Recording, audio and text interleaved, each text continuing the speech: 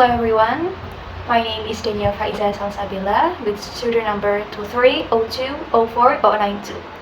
Here I'm going to present my summary about English back vowels as an assignment of the course Segmental English Phonetics with the lecturer Ma'am Pasca Kalisa, SPD, MA, MPD. Okay, without any further ado, let's get started. Alright, first of all, I have to mention that English back vowels have three categories.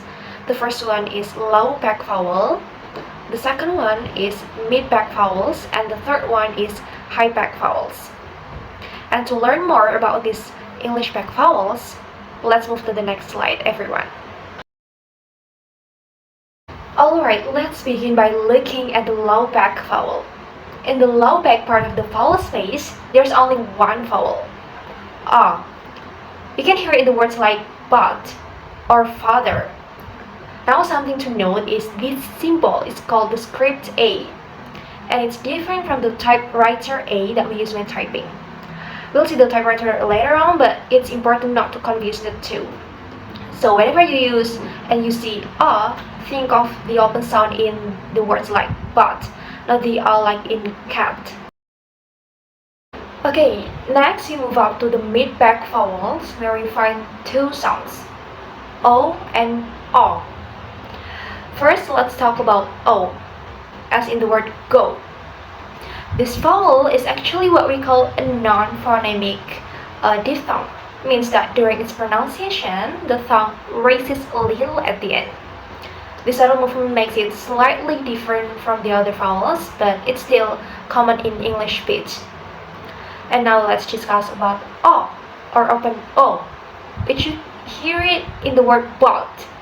This sound is interesting because it's actually disappearing in many American dialects, especially on the West Coast.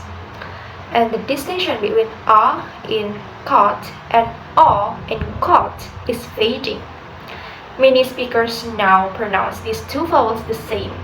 So words like but and bought sound identical for them. Speakers from the West Coast dialects, they usually only use the vowels A for both of them, O and A. So they only use A, and it's okay. Some regions may not consider the vowels O as mid-back vowels, but you have to know that in this chart, the vowels O exists because we want to know the difference between the vowels O and A. So the difference is while the vowels O is produced with lip rounding and the vowels A is produced with without lip rounding. Now let's move to the high back vowels where we encounter a tense like pair U and U. The tense vowel U appears in words like put, and the next vowel U appears in the words like book. What makes these two vowels tricky is that English spelling doesn't always help us out. Both vowels are often spelled using the OO digraph, like in root and took. To make things even more complicated, some words like roof can be pronounced with either vowel. For instance, some people say roof and others say roof. This version is perfectly normal, and it highlights how flexible pronunciation can be in English.